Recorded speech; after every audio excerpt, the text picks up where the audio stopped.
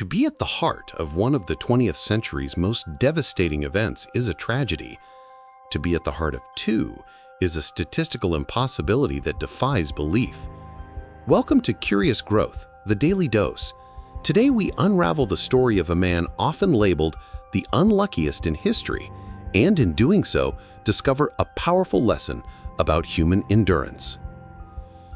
The term in Japanese is Hibakusha, explosion-affected person. It's a title given to the survivors of the atomic bombings of Hiroshima and Nagasaki in August 1945. But one man, Tsutomu Yamaguchi, holds a unique and somber distinction. He is the only person officially recognized by the government of Japan as a nijū Hibakusha, a twice-bombed person.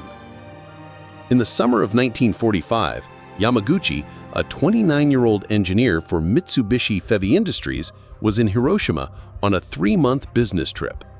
August 6th was supposed to be his last day there. As he was walking to the shipyard, he saw an American B-29 bomber, the Enola Gay, drop a small object on a parachute. He then witnessed a flash he later described as a great flash in the sky.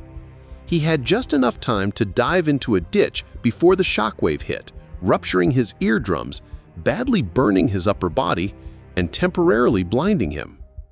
He spent a harrowing night in a bomb shelter, and the next day navigated a landscape of utter devastation to reach a train station that was miraculously still operating. His destination? His hometown of Nagasaki. He arrived in Nagasaki on August 8th, wounded and bandaged. Despite his injuries, on August 9th, he reported for work. He was in his office describing the surreal destruction of Hiroshima to his disbelieving supervisor when the world turned white again. At 11:02 a.m., the second atomic bomb, Fat Man, detonated over Nagasaki. This time he was about 3 kilometers from ground zero. Miraculously, the building's structure shielded him from the initial blast, but the shockwave shattered the windows and he was hit by another wave of radiation. He later famously said, "I thought the mushroom cloud had followed me from Hiroshima." For decades, Yamaguchi lived a quiet life. He worked as a translator, a teacher, and eventually returned to engineering. He and his wife, who was also a Nagasaki survivor, raised a family. He rarely spoke of his experiences, content to have survived. But as he grew older, and after losing his wife and son to cancers likely related to radiation exposure, his perspective shifted. He began to see his survival not as a cruel twist of fate, but as a destiny. He felt a responsibility to bear witness. In his later years, he became a vocal advocate for nuclear disarmament, speaking at the United Nations and sharing his story with the world. He believed it was his duty to talk about the horror of nuclear weapons so that no one else would have to endure what he did.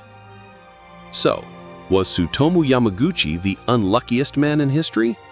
It's easy to see why he was given that title, but perhaps a better description is the unlikeliest survivor. His story is a stark reminder of the indiscriminate horror of war, but it is also a testament to the resilience of the human spirit.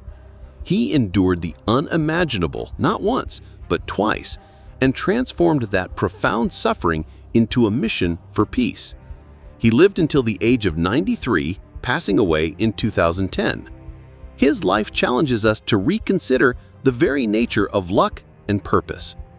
It suggests that even in our darkest moments, there can be a path toward meaning and a reason to keep going. This has been Curious Growth, the Daily Dose. Join us tomorrow for another story to expand your mind. Until then, stay curious.